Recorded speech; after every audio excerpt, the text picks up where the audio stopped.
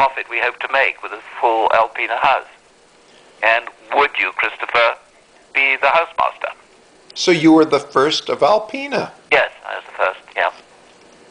I was there for 3 years or something at Alpina, I think. A year at Claremont, or maybe 2 years at Claremont, and then the rest of the time at Alpina. I was the first housemaster there. And the first thing we had to do, we had about 10 days or a week before the summer term began, I think it was. And so there was absolute pandemonium to get rid of these banisters, which were for 6, 7-year-olds.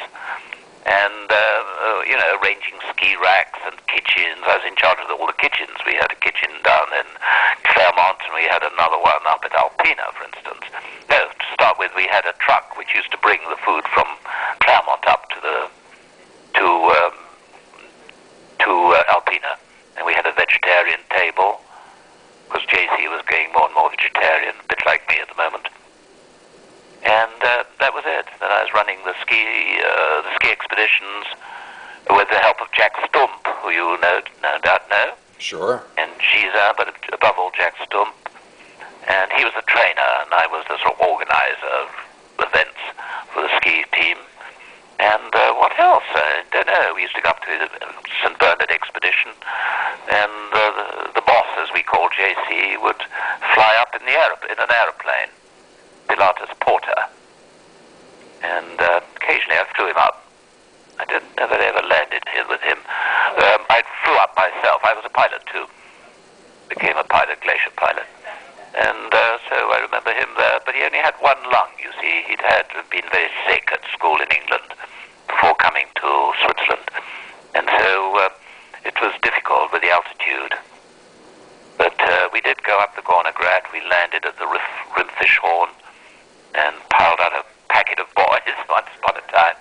Another time at the St. Bernard, we flew up the food and threw out sacks and sacks of food for about 80 boys were up there for a couple of nights. And so rather than carry the food up, we bombed the lake with sacks of food.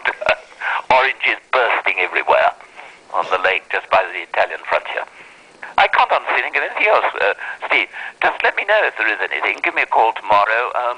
If I'm not in tomorrow, I think we will be, though, probably. I've got all the family here, you see, with me. I see. Well, each statement you make begets another question. So this is fascinating. God. This is fascinating well, for go me. ahead quickly. Right.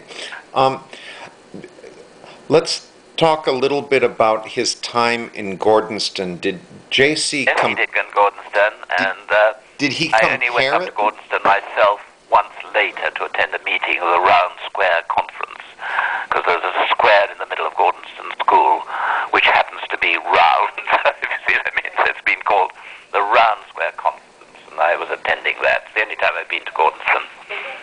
And JC, he trained as an architect. Then the war came, I think, and he had to, he had to go up to Gordonston because they were afraid of there were bombs and everything in the south of England. And he got a job he was rebuilding the classrooms, I think, at Gordonston. I think it was that where he went up.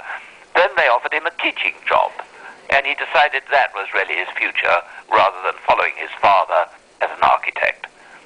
So that I think was from building classrooms from converted Nissen huts, as they were called, as tent-like structures which were everywhere in the war to house people who were evacuated. JC went to Gordonston as an architect to put up proper buildings for the school, and his headmaster was Kurt Hahn, who was very well known. He was a German, but who was on our side. And I think he was British by then. And he started the whole idea of cold showers in the morning and runs and everything else.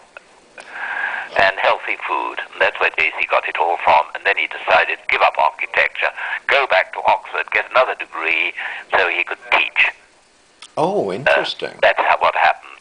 Then I heard of him because my headmaster at Stowe, where I'd been sick with asthma and so on, and they said, "Hey, why did you go to Switzerland, Christopher?" He knew everybody's name, 560 of us or something. He was an amazing person, in fact, the headmaster of Stowe School.